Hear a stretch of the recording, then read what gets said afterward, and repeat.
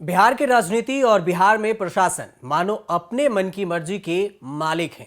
Lakh phone करो तो प्रशासन नहीं जागता और सालों से सोए हुए नेता अचानक से एक्शन ले लेते हैं।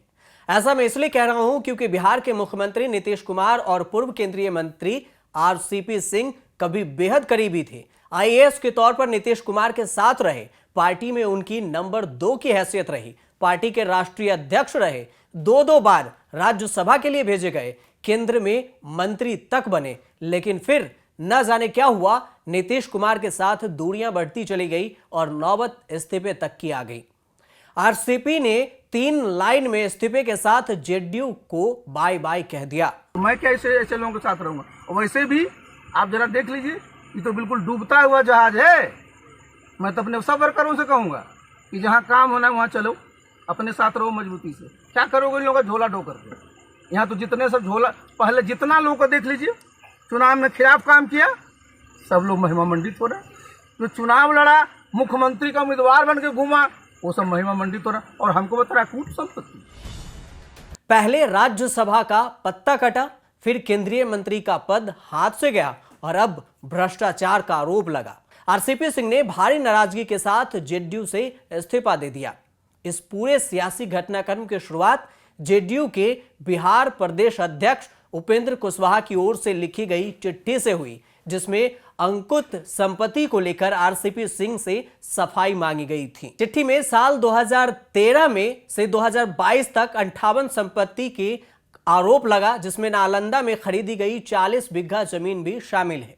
इसमें कहा गया कि आप अपनी संपत्ति का ब्यौरा दीजिए कि आपके पास जो संपत्ति आई कहां से। आरसीपी सिंह ने उपेंद्र कुशवाहा की चिट्ठी का तो जवाब नहीं दिया, लेकिन हां, सीधे इस्तीफे का ऐलान कर दिया और इस बहाने उसी पार्टी पर हमला बोल दिया जिसके वो कुछ समय पहले तक अध्यक्ष रहे थे, खासम खास रहे थे।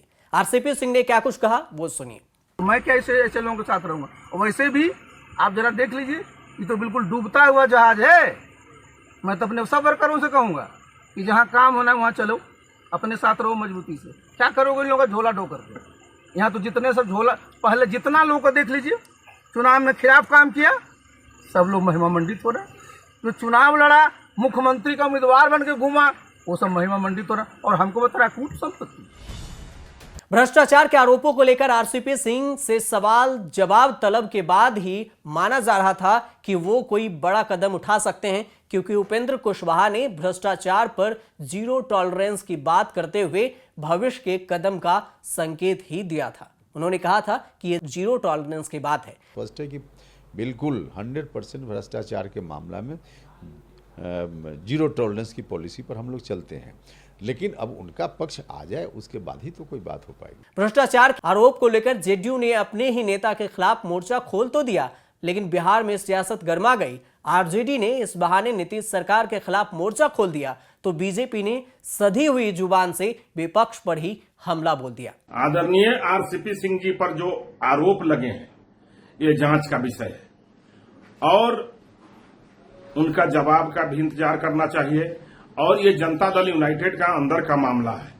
ये उनके दल के बड़े नेता और उनके अंदर का ये विषय है, उस पर हम लोग को बोलना उचित नहीं है।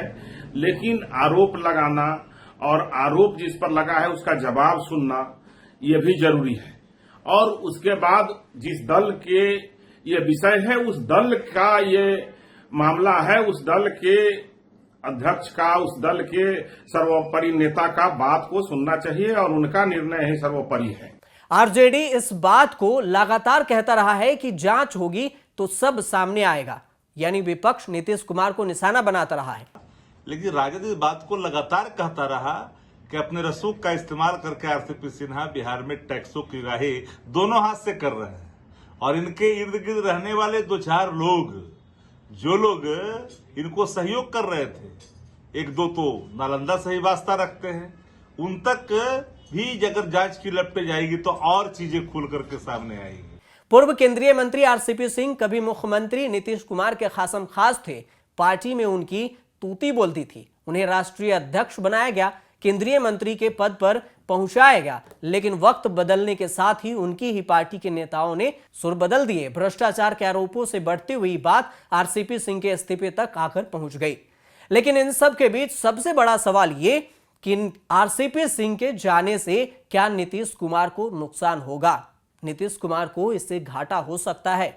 तो इसका सीधे सीधे जवाब है कि कहीं ना कहीं नीतीश कुमार को घाटा होगा। और हां, क्योंकि नीतीश के पक्ष में कुछ लोग आरसीपी सिंह के पक्ष में जाएंगे। साथ ही आरसीपी सिंह खुद अपनी एक नई पार्टी बनाने का ऐलान कर चुके हैं, जेडीयू को डूबता हुआ जहाज तक कह चुके हैं। ऐसे में नीतीश कुमार के सामने चुनौती भी बड़ी है और खुद अपनी पार्टी के अंदर भी मतभेद को संभालना है, विपक्ष का भी सामना करना है, बीजेपी के साथ भी गठबंधन बनाए रखना है। हालांकि बिहार की राजनीति मौसमी राजनीति है, कभी भी बदल जाती है।